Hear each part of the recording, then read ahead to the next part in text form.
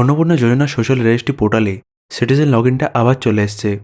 আর এখান থেকে log in করে আবার স্ট্যাটাস চেকের অপশানটাও এসেছে এবং তার সাথে সাথে একটা অবজেকশন অথবা ক্লেমের অপশানও দেখা যাচ্ছে, যেখানে আপনি যদি অন্নপূর্ণা যোজনার টাকা না পেয়ে থাকেন তাহলে সেটার জন্য আপনি অবজেকশন করতে পারবেন। কিন্তু এই অবজেকশন করার আগে আপনাকে আপনার স্ট্যাটাসের মানেটা জেনে নেওয়া উচিত। এক্ষেত্রে বলে রাখি, নানান মানুষের নানান রকম স্ট্যাটাস দেখা যাচ্ছে। যেমন ধরুন, যাদের অ্যাপ্রুভড দেখাচ্ছে তাদের অন্নপূর্ণা যোজনা অ্যাপ্লিকেশনে কোনোরকম কোনো ত্রুটি নেই এবং তাদের অ্যাপ্লিকেশনটা অ্যাপ্রুভড হয়ে গেছে এবং হয় তাদের ৩,০০০ টাকা অলরেডি ব্যাংকে ঢুকে গেছে, নয়তো আজকের মধ্যেই ঢুকে যাবে। তাই আপনার অ্যাপ্লিকেশন অ্যাপ্রুভড থাকলে চিন্তার কোনোরকম কারণ নেই। তারপর অনেকের ফর ফার্দার ভেরিফিকেশন এইরকম লেখা আসছে। এর মানে হচ্ছে আপনার অন্নপূর্ণা যোজনা অ্যাপ্লিকেশন এই কারণের জন্য এখনও আটকে আছে এবং কারণটা আপনার এখানে শো করবে। যেমন ধরুন, এখানে লেখা আছে আন্ডার এনকোয়ারি ASDD। এসআইআরে যদি আপনার নাম বাদ গিয়ে থাকে বা যারা ভেরিফিকেশন করছেন তারা যদি এটা বাদ গিয়ে থাকে বলে মনে করেন, তাহলে এইরকম দেখাবে। আর এখানে অনেকের কারণ হিসাবে ৩টের বেশি পাকা ঘর দেখাচ্ছে।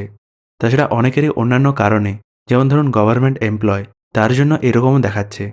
কিন্তু এটাতে একটা জিনিস ভালো, যেটা হচ্ছে এটাতে আপনার অ্যাপ্লিকেশনটা কিন্তু পুরোপুরিভাবে রিজেক্ট হয়নি, অর্থাৎ এটাও কিন্তু ভেরিফিকেশন ফেজেই রয়েছে। তারপর অনেকের আন্ডার প্রসেস দেখাচ্ছে। আর এই স্ট্যাটাসটা অনেকেরই আগের মতোই রয়েছে, যেখানে অনেকেই অনেক আগেই অ্যাপ্লিকেশনটা সাবমিট করেছেন কিন্তু তা সত্ত্বেও আন্ডার প্রসেস দেখাচ্ছে, মানে এখানে আপনার ফর্মটা এখনও পর্যন্ত রিভিউ ফেজে আছে। তারপর অনেকের rejected and maybe further verified লেখা আসছে। এক্ষেত্রে কিন্তু আপনাদের ফর্মটা রিজেক্ট করে দেওয়া হয়েছে। যদি আপনার মনে হয় যে এটা ভুলবশত আপনার রিজেক্ট করে দেওয়া হয়েছে, তাহলে আপনি অবজেকশন উইন্ডো থেকে আপনি সেটার জন্য অবজেকশনও করতে পারবেন। আর অবজেকশন করার পর হয়তো আবার ভেরিফাই করা হবে। আর এই জন্যই মেবি ফার্দার ভেরিফাইড লেখা আছে। আবার অনেকের ব্যাংক ভ্যালিডেশন ফেলিওর দেখাচ্ছে।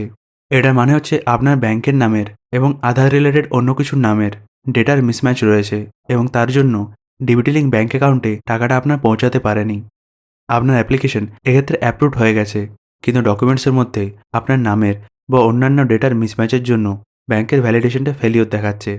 আর একটা জিনিস হতে পারে যে ডিবিটি লিঙ্কের টাকা পাঠানোর সময় আপনার ব্যাংকের সার্ভারের ইস্যু ছিল এবং তার জন্য সেই মুহূর্তে টাকাটা পাঠানো সম্ভব হয়নি এবং তার জন্য এই স্ট্যাটাসটা দেখাচ্ছে। তাহলে এগুলোই ছিল এই স্ট্যাটাসগুলোর মানে এবং কী কারণে আপনার এরকম স্ট্যাটাস দেখাচ্ছে।